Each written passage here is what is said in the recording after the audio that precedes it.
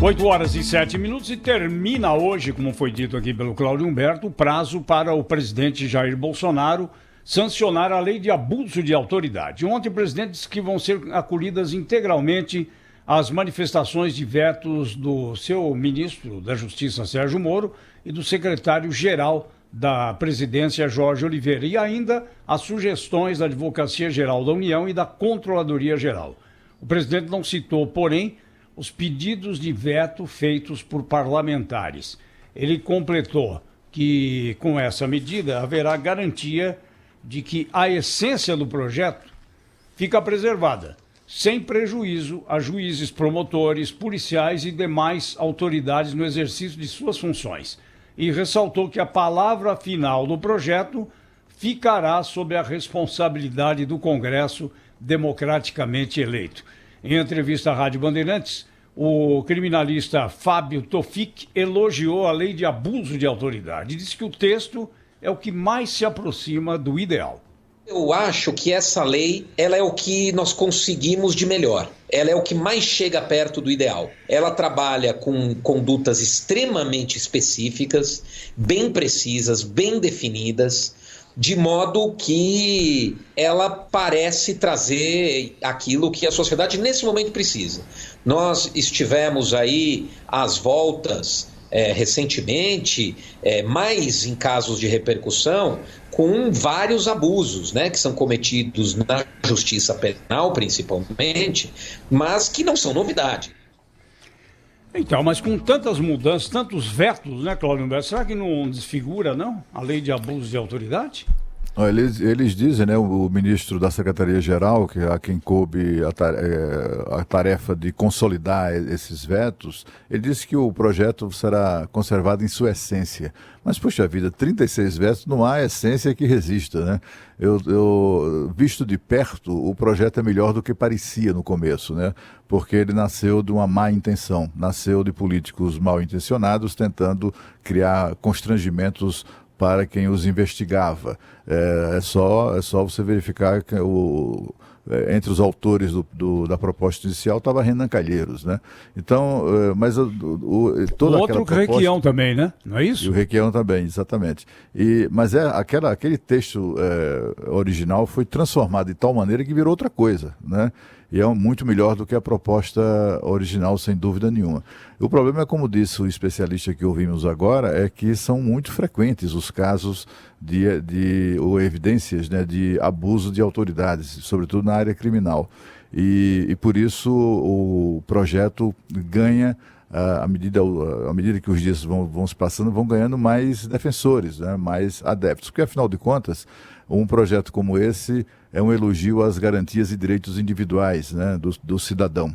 É o cidadão mais simples que é o principal beneficiado, não é apenas o político que eventualmente queira se livrar da imagem de algemas nos punhos, né?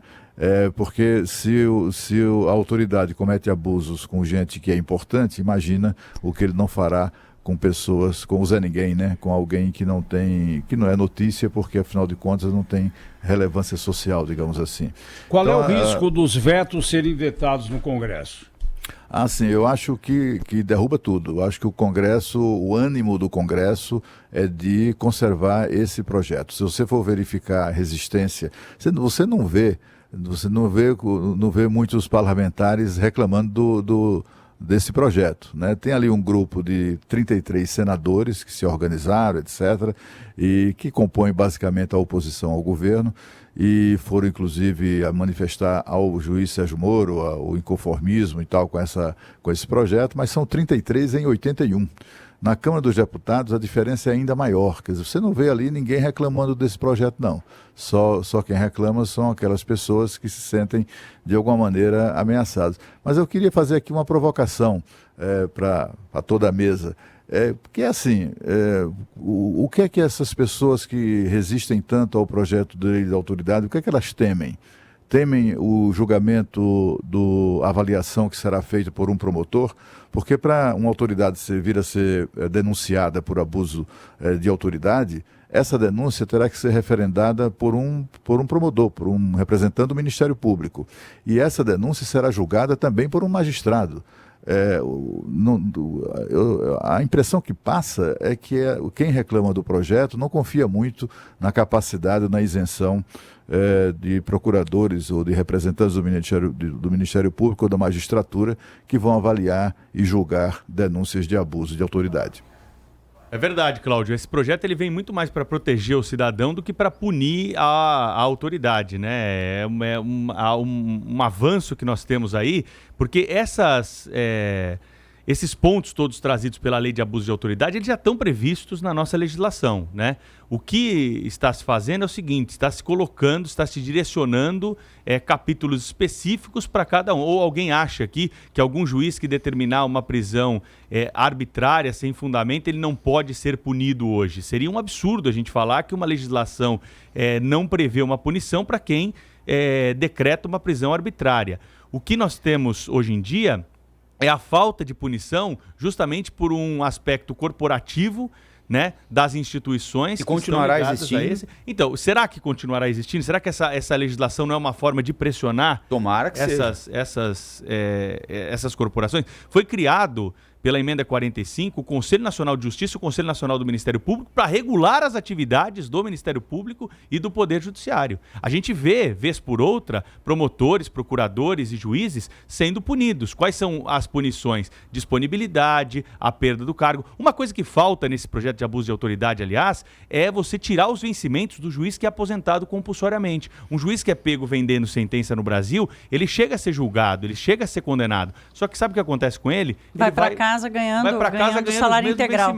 Então, isso deveria ter nesse projeto de abuso de autoridade. Cortar a grana de quem for pego, quem for expulso da corporação por ultrapassar os limites. Agora, como em tudo no Brasil, né, não é por falta de lei que a gente não consegue controlar ou consegue fiscalizar as atividades ou colocar alguma ordem aí. É por falta de cumprimento da lei. Conselho Nacional de Justiça, o Pedro acabou de dizer aqui. Então, mais uma lei e outras tantas que já existem, outros tantos mecanismos que já existem, a gente nunca conseguiu acioná-los, né? Será que dessa vez uma nova lei vai dar instrumentos ou vai facilitar esse cumprimento das regras? Não sei, eu acho que a gente fica no escuro. Bom, a gente tem de esperar para ver quais serão os 36 vetos. O Cláudio lembrou bem, qualquer projeto de lei aprovado com 36 vetos deixa de ser o mesmo.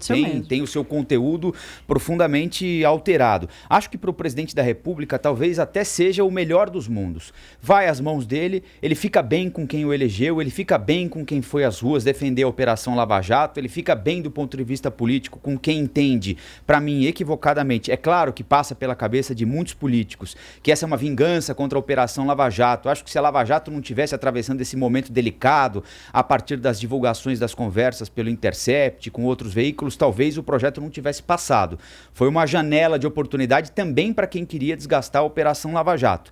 Mas não é só isso. Tem coisa ali que é efetivamente importante. Por exemplo, eu pego um caso prático dessa semana aqui. Se a gente lê a decisão do juiz que mandou soltar o Antony Garotinho e pegar as críticas que ele faz à decisão do juiz de piso, como ele chama, que determinou a prisão do Antony Garotinho, é enlouquecedor, né? E se você é o preso, pior ainda. Porque quando você lê as duas coisas, você fala, bom, peraí, tudo bem, cada um tem seu direito à interpretação da lei, cada um entende as coisas de forma diferente, mas nós estamos falando aqui de banana e abacate. Não é possível. Como é que você coloca alguém, você encontra argumento para colocar alguém na cadeia e vem um juiz superior, de uma instância superior, e diz que tudo aquilo que você escreveu é bobagem, que aquilo simplesmente não existe, que não há conteúdo para justificar a prisão de alguém por 24 horas. Então aí deixa de ser interpretação, né, de um artigo específico, de um código qualquer, de uma lei, para ser uma decisão equivocada e que provocou um dano irreversível a um sujeito. A gente está falando de 24 horas aqui de um caso,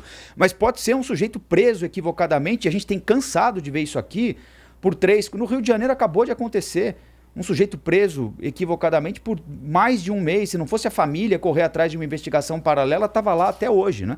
Então, acho que do ponto de vista do presidente, para ele vai ficar confortável, porque ele veta sai bem dessa história, isso, volta para o Congresso, e aí, se o Congresso derrubar o veto, né, Cláudio? Aí o Congresso vai ficar com aquela pecha de que, quis atacar Lava Jato no Congresso, só tem gente com medo, etc. O que para mim também não é verdade. O Congresso está fazendo... Tem gente que tem essa segunda intenção, sem dúvida alguma, como tem em todo o ambiente da sociedade. Agora, o Congresso está fazendo um trabalho ali que tem de ser feito. Por que esses órgãos não têm... Tá todo mundo sempre de olho no executivo. O presidente Bolsonaro abre a boca para respirar, já tem gente olhando. E é bom que olhe. No Congresso Nacional, cada abertura de porta tem gente de olho. E tem de olhar mesmo. Agora, no Judiciário, no Ministério Público, não funciona assim. E tem de funcionar também.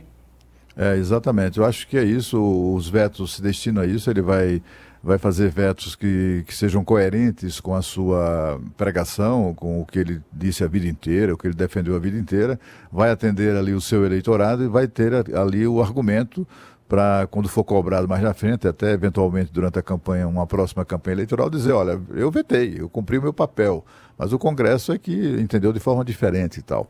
Eu acho que é exatamente isso. Ele vai radicalizar nos vetos, porque se ele fizesse vetos à meia boca, digamos assim, que tentando atender às duas expectativas, né, tanto a do Congresso quanto a dos críticos do projeto aprovado, ele ia ficar mal com os dois lados. Dessa vez não, ele circunstancialmente vai ficar mal com um lado, mas aí derruba o veto e é vida que segue. Eu acho que é exatamente essa a compreensão que ele faz de toda essa questão. Eu tenho muita convicção mesmo, viu, pelo que eu converso aqui com os parlamentares e tal, das duas casas, se os vetos forem significativos, como se prenuncia, eles serão derrubados.